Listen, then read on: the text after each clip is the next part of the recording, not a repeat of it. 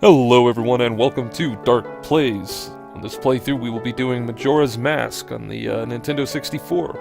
One of my favorite Legend of Zelda games, one I played quite a bit as a kid. I'm gonna go ahead and erase file 2 here and start up a new file.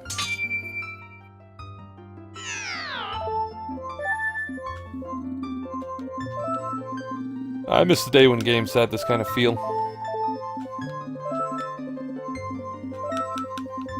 I don't think there's enough characters for me to fit Dark Star, but I'll try. Ooh, just barely.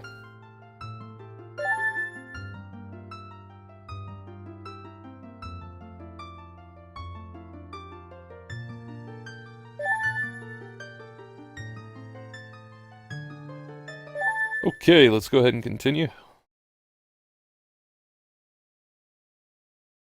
In the land of Hyrule, there echoes a legend held dearly by the royal family. Didn't have time to read the rest of that. A boy who, after battling evil and saving Hyrule, crept away from the land that had made him a legend. Done with his battles he once waged across time, he embarked on a journey, a secret and personal journey. A journey in search of a beloved and valuable friend.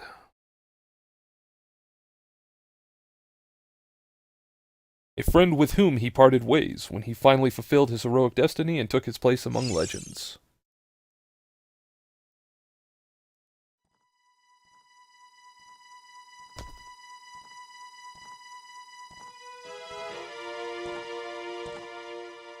At some point I'll probably do Ocarina of Time as well.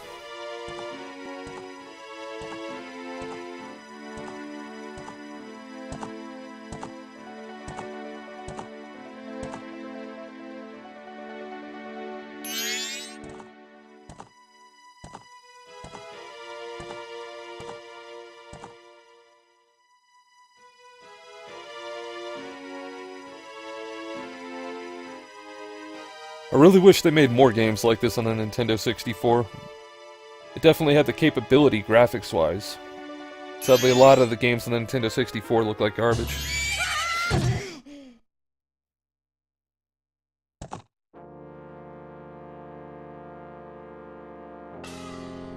Of course, you did need the, what was it, the power pack? That boosted the RAM to be able to play these games.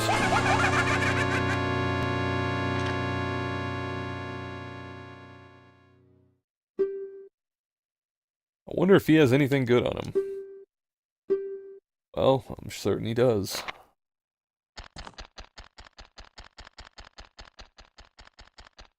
I'm gonna try, for the most part, avoiding reading most of the things that pop up. I'm just gonna read the ones that seem a bit more important to the narrative, so I'm not completely quiet during these sections.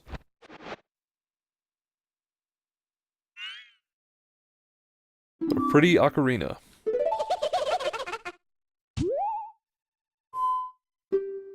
Can't tell.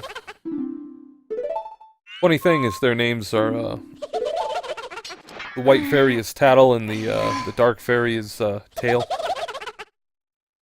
Which is pretty accurate because they do act as, Tattletale and Skull Kid for the most part.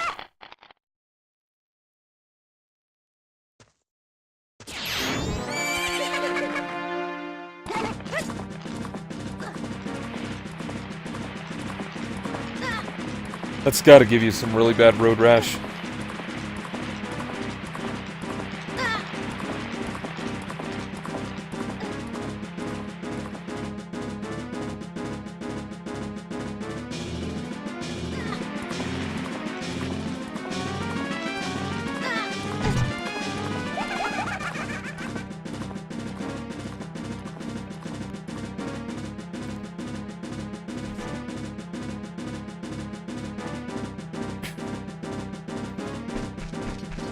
Okay, I'm gonna have my fun with these, because these are the only bushes in the game that don't run away when you start cutting them.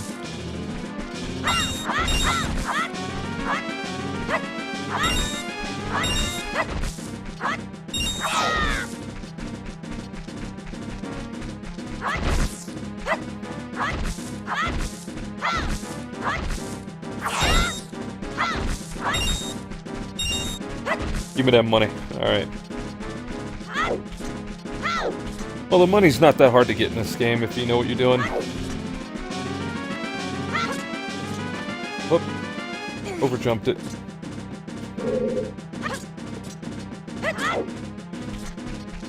Wow, I suck today. Alright. Hopefully I'll warm up and get better at this.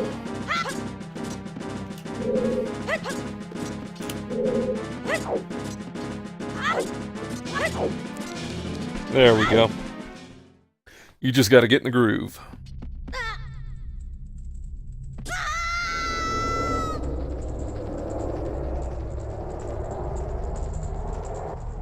A lot of interesting theories about this game, since it doesn't take place in Hyrule like all the other games. Well, most of the other games, I should say.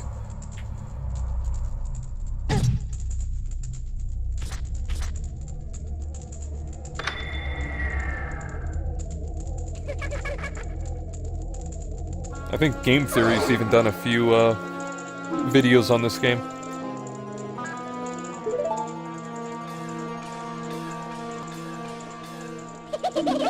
Got rid of my horse.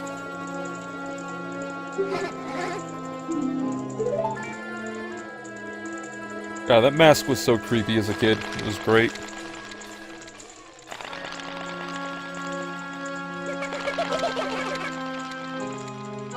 Now, there's some weird effect I've been getting on these cutscenes. I don't know if you can see that kind of tearing, almost like tracking lines on a old VHS tape or something. It only happens during cutscenes. The rest of the gameplay, it's not there, so I'm not sure what's causing it. But it's not too bad, so I'll tolerate it for now.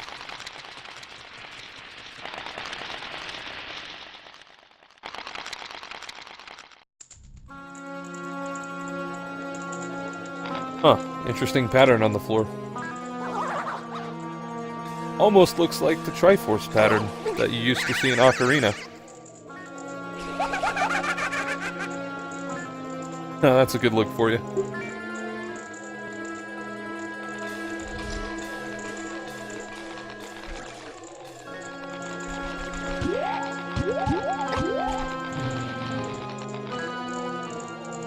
How rude.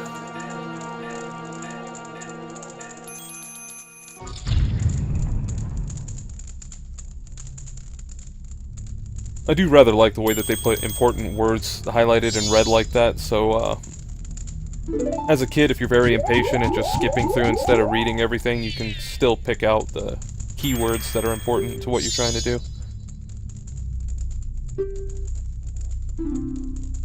Don't just sit there, Deku boy. You calling me a scrub?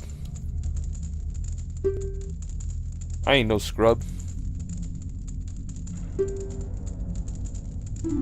It was rather funny referring to me as a Deku boy when, you know, she clearly saw that I was human a little while ago. And these are how the rest of the bushes behave. Isn't too bad, but... There we go.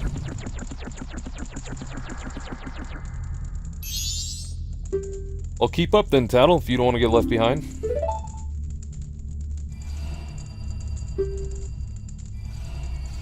You have an idea where he's going, huh?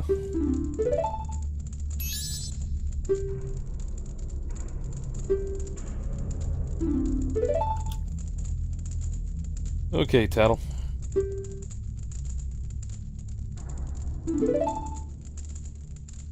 Thankfully, modern games give you the option to skip tutorials for the most part. These older games don't. So we are just going to have to scroll through that as it tells you how to do pretty much everything multiple times.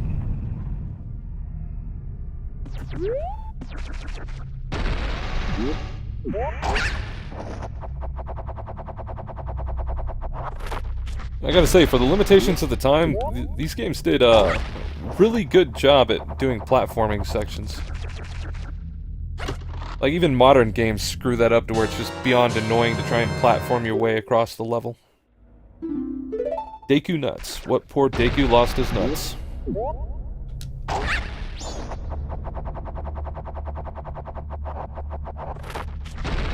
There we go.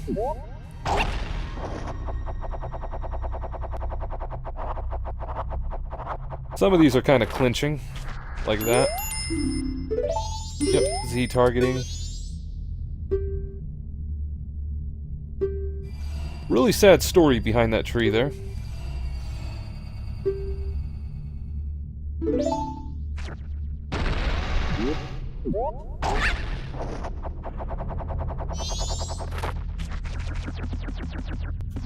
Yeah, we'll take a look at it.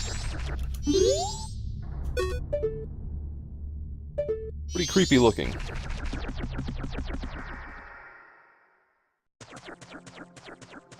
A lot of people think that's kind of the effigy of the Deku that you're playing as.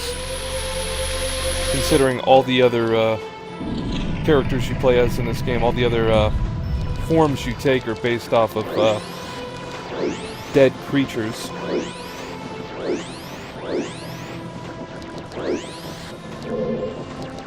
Like the Zora and the Goron. You met with a terrible fate. I would say so.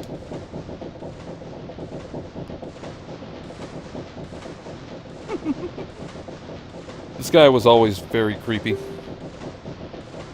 As a kid, I always imagined that he would, in some way, be like the real bad guy of the story. He knows a way to return me to my former self. If I can get back the precious item. In exchange, he wants me to get back his mask. Majora's mask.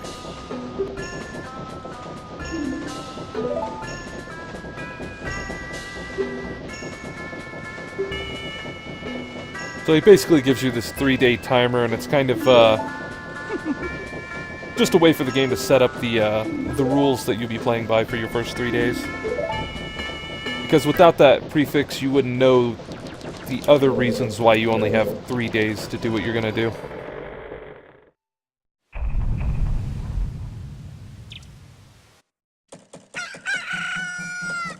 You know, I normally don't like there being time limits in games, things that kind of rush you along in it, but for some reason this game it always worked out pretty well, and I guess that's because you can always go back and try again, and you have ways later on of controlling time, slowing it down, and skipping time and whatnot. I'm gonna leave a link in the description to a kind of animated parody video of that song that's playing in the background there that's done really well. It basically summarizes the whole story of this game in a very humorous way. The dogs don't like Dekus for some reason.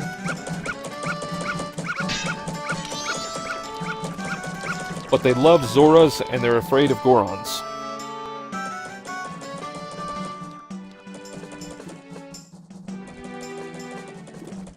I just realized I went the wrong way.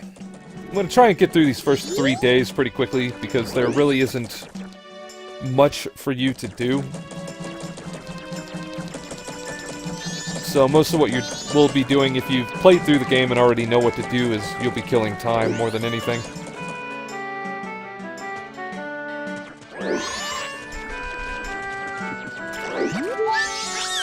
There we go, got the ferry. And the ferry's at a different place depending on whether it's day or night. During the day, it'll be here at this little, not quite sure what this is supposed to be. I think it's like a launderer that's clothes washing or something in the creek.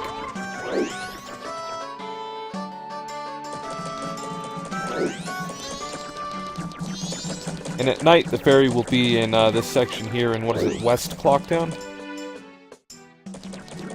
East Clocktown. And it'll normally kind of just be flying right up above you here, and you'll have to use the, that Deku flower to get up there.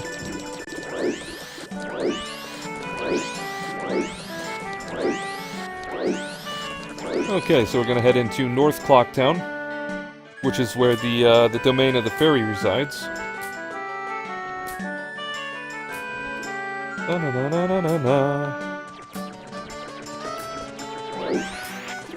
Yeah, games at this time did a really good job with their soundtracks. They're very catchy. They wore on you as a kid. This one and Ocarina did a really good job as it, along with the Final Fantasy games.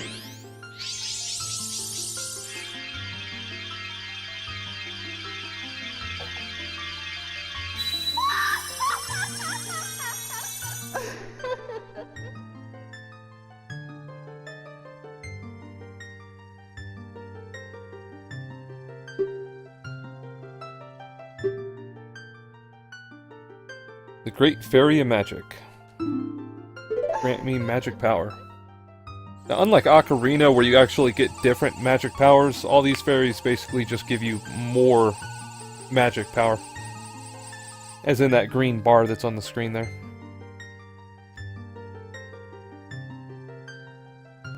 Which can be useful for some things. I'm gonna try and get all the fairies for at least Woodfall Temple. Bubble Blasts.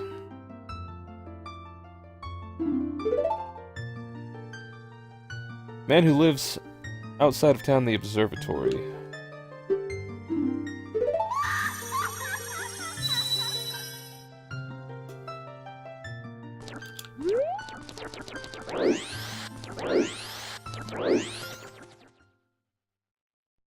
Last time I was playing through, I was getting this weird stuttering effect on the when I was down below the observatory. Hopefully I won't be getting it this time.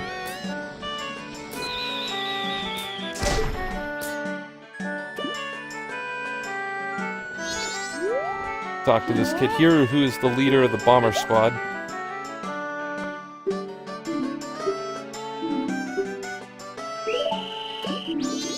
So basically we're gonna play a kind of a game of hide and seek, I guess. Or is it more tag? These guys are kind of hard to catch. You gotta catch them just right.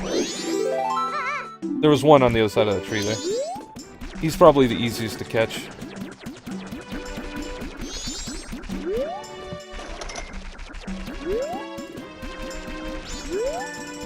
There he is. Got him. Basically, if you spend just about the time that they see you and run, you can catch them pretty easily. So we're gonna head back into East Clocktown here. And I believe there's two kids in this town, or in this part of the town. There's this one up here that has the chicken, which you can catch as soon as he hits the ground. Pretty easy, and then there's that one up there who's going to be a little harder to catch. Whoop, not quite on it. There we go. Hopefully we can kind of get him stuck up on this ledge here so he doesn't run off. Oh, he ran off. Oh well. Let's try and lure him over into a corner here. Ah, I missed him. Come back here. Got him. Okay, and now there is only one left who should be in West Clocktown.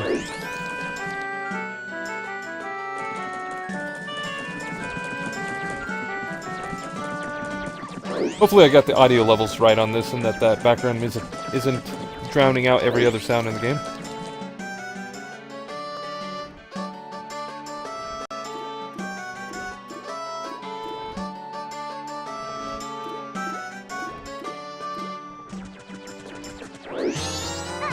Okay, that's all of them. As you can tell, I've done this before many, many times. If only you were human. Racists. No scrubs. Getting called a scrub again. Story of my life.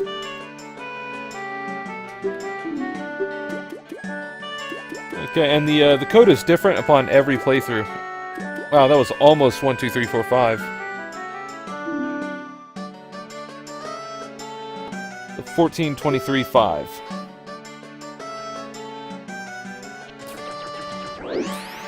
1423.5. Now we have to go back into East Clocktown and talk to the kid that's guarding the secret path to the observatory. Give him the secret code, which is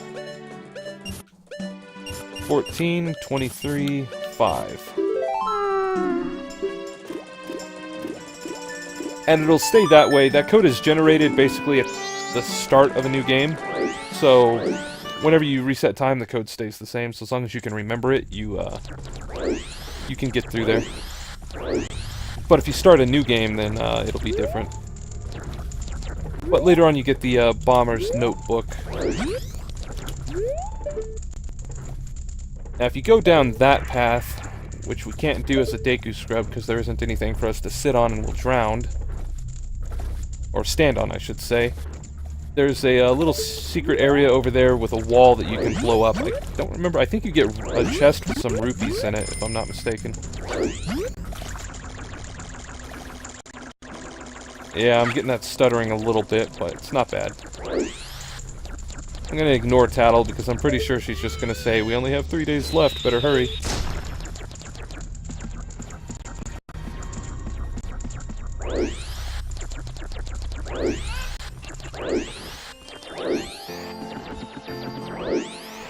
This isn't going to be a 100% completion playthrough, but I'm going to try and get most of the heart pieces, heart containers that I remember where are.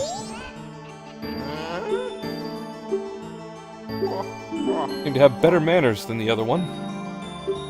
Talking about the Skull Kid, threatening to steal his moon tier. Gonna gaze through the telescope.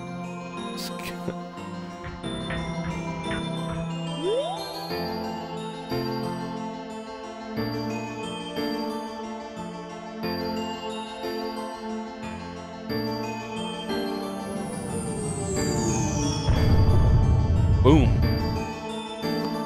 And there's the moon tier.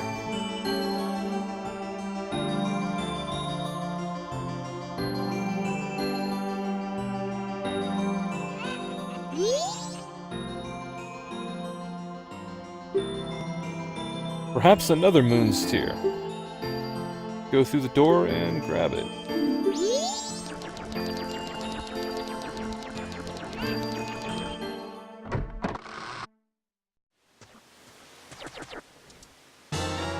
And you will grab this thing a lot throughout the game. You'll come here and get that.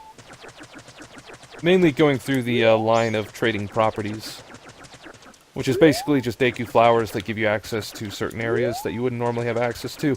Well, alright guys, this is where I'm going to end the first episode. Hope you had fun, hope you enjoyed it. I'll catch you guys in the next episode of Darkstar Plays, which should be uploaded not too long after this one, as I'm going to record it back to back. So thank you guys for watching. Catch you next time.